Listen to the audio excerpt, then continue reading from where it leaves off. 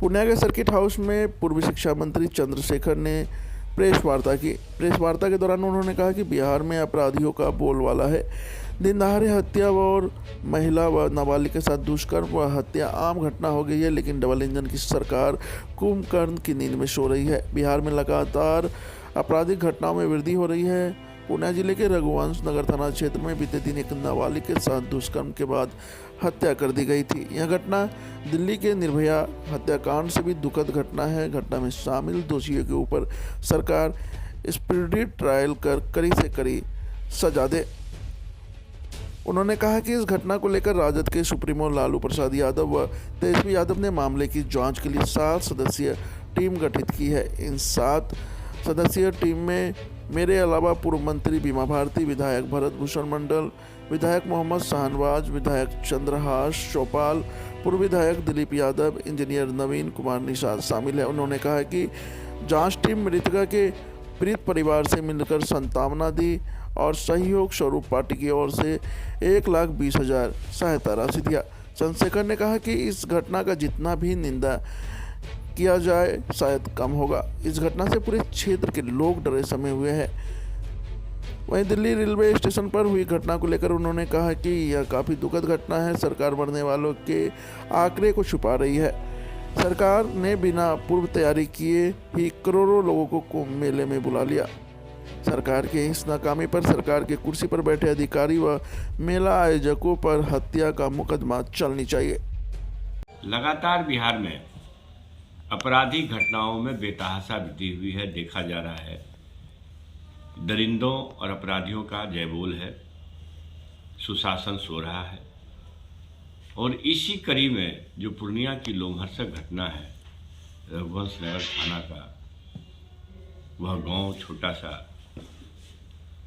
जिसमें अमित मंडल की पुत्री काजल की पहले बलात्कार की गई, फिर उसका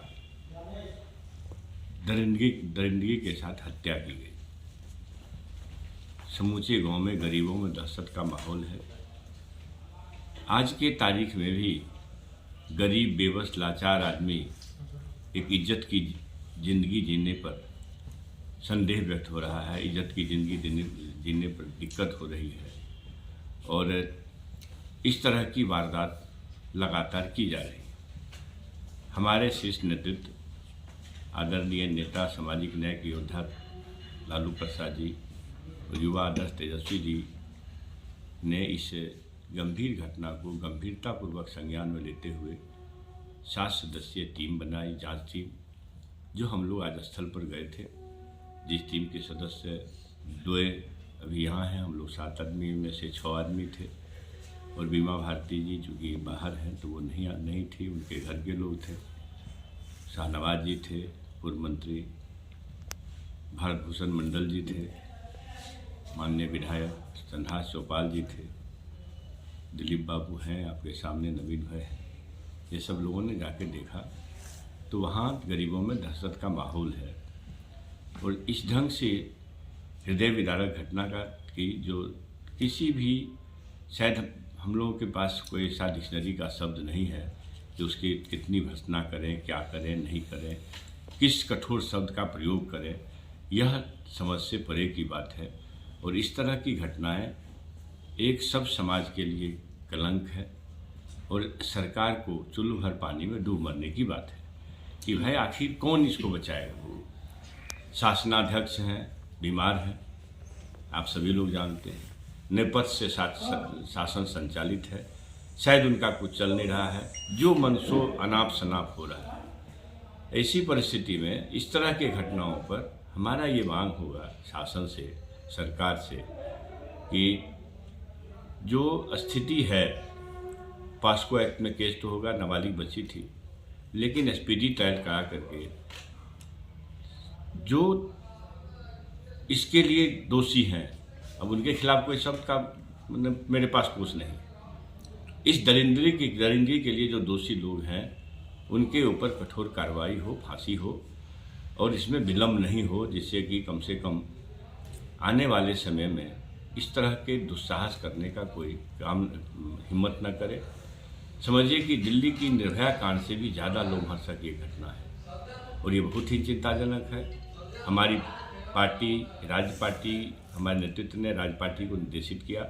राज्य पार्टी की ओर से हम लोग आए और राज्य पार्टी की तरफ से उस पीड़ित परिवार को तत्काल सहायता हेतु 1,21,000 रुपये की मदद की गई। 1,21,000 रुपया की मदद से उसके गरीब का आंसू नहीं सूखेगा, न उस माँ के आंचल का इज्जत होगा। लेकिन ये है कि हमारी पार्टी, हमारे नेतृत्व ने कहा है इस लड़ाई को, इस तरह की लड़ाई को, इस मुकदमे को हमारी पार्टी लड़ेगी और जब तक अंजाम तक नहीं पहुंचेगा तब तक हमारी पार्टी चैन से नहीं रहेगी। बिहार के भी 9 लोगों की मौत हो गई है। सबसे बड़ी बात है कि कुप्रबंधन का कितना बुरा हाल है। समझिए कि आप करोड़ों लोग को बुलाते हैं, लाखों लोग रोज जा रहे हैं और उसके लिए आपने क्या प्रबंध किया कि 3-3 बार आगलगी की घटना हो गई वहाँ, और अब तो रिपोर्ट ये आ रहा है कि सैकड़ों हजारों लोग की मौत हो गई रास्ता में, महाकुंभ में। तो इसके लिए कौन जिम्मेवार है?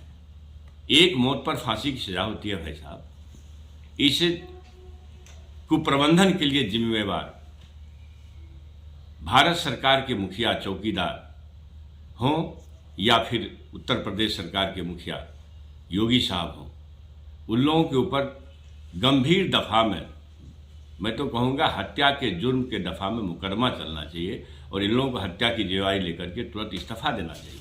ढिठाई की हद है भाई। आप करोड़ों लोग को बुलाते हो और लाखों का इंतजाम नहीं कर पाते हो, क्या रहा है? और ये जो घटना हो रही है, इस घटना पर आप समझिए कितनी दुखद बात है कि हमको मुआवजा देना पड़ेगा या हमारी कलई खुल जाएगी। इसके चलते मैंने हत्या, जितने लोग मरे हैं, मृतकों की संख्या बताने में कोताही कर रहे हो भाई। ये आज़ाद भारत है कि अंग्रेजियत है, ये तो और चिंता का विषय है। और देशवासियों को इस पर सोचना चाहिए कि भाई क्या हो रहा है, हम लोग कौन सा सरकार हम लोग फेस कर रहे हैं? नफरत, संप्रदायवाद, यही से लोगों को मतलब, और कोई मतलब नहीं। आपके गांव में जो आई है डेड बॉडी आई है, क्या मामला? कल डेड बॉडी कुंभ में नहाने गए थे हम लोगों के गौछी गांव इटारी पंचायत में पड़ता है, आलमनगर विधानसभा क्षेत्र में पड़ता है, आलमनगर प्रखंड में। और 5 दिन पूर्व ही मर गए थे। उनके ऊपर आदमी का प्रेशर से दब गए थे। कहाँ पे? कुंभ में, प्रयागराज में। लेकिन उसको लाश को किसी हॉस्पिटल में लेकर चले गए और उनको जो है लावारिस घोषित कर दिया। यहाँ से जब जानकारी हुआ तो उनके सगे संबंधी गए तो आधार कार्ड, फोटो सारे पारिवारिक सूची दिखाए, लेकिन फिर भी नहीं दिए। बोला नहीं, ये लावारिस है। उसके बाद व्यवस्था में जो है वहाँ घूस के रूप में 15,000 रुपया डोनेशन दिया। उसके बाद लाश को दिया और वहाँ से अपना व्यवस्था में 35,000 दे के परिजन लाश को लाया गया है और कल दाह संस्कार हम लोग किए हैं। तो वहाँ व्यवस्था के नाम पर 0 है और जितना भी श्रद्धालु जा रहा है, मतलब व्यवस्था के नाम पर कुछ नहीं। और आंकड़ा कहता है 30, वहाँ हजारों में मौत हुई है। क्या नाम है? इंजीनियर नवीन कुमार निषाद, आरजेडी विधायक प्रत्याशी आलमनगर।